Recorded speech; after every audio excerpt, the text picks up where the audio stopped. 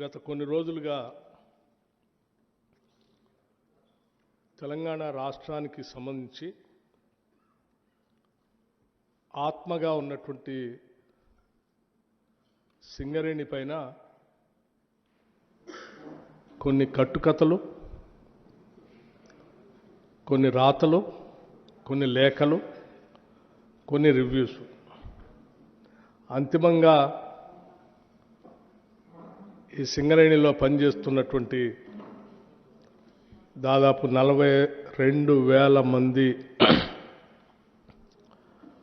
Permanent ఉద్యోగస్తుల్ని, ఇంకో 30,000 మందికి సంబంధించినటువంటి అవుట్సోర్సింగ్తో పనిచేస్తున్నటువంటి ఉద్యోగస్తులు మానసిక స్థైర్యాన్ని, మొరల్ని దెబ్బతీసేటట్టుగా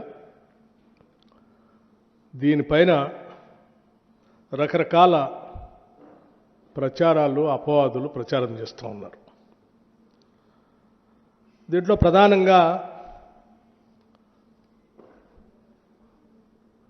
పెట్టుబడులు, కట్టుకథల విషపు రాతల రాధాకృష్ణ గారు లేపినటువంటి తెరతో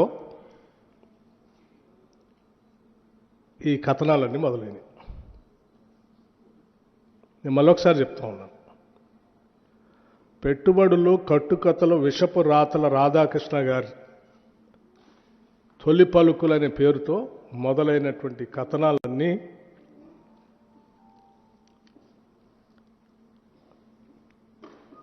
ఒక తప్పుడు ప్రచారం, రాష్ట్ర ప్రభుత్వం పైన కావాలని నిందలు మోపటం, ఊహాగానాలతో కూడినటువంటి కథనాలు రాయటం, ఆ కథనాల్ని అల్లిపుచ్చుకుంటూ రోజుకు ఒక కథ వండి వార్చటం ఈరోజు జరుగుతూ ఉంది.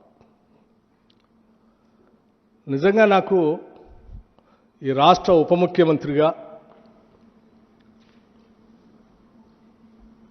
ఈ ప్రజల యొక్క సంక్షేమాన్ని,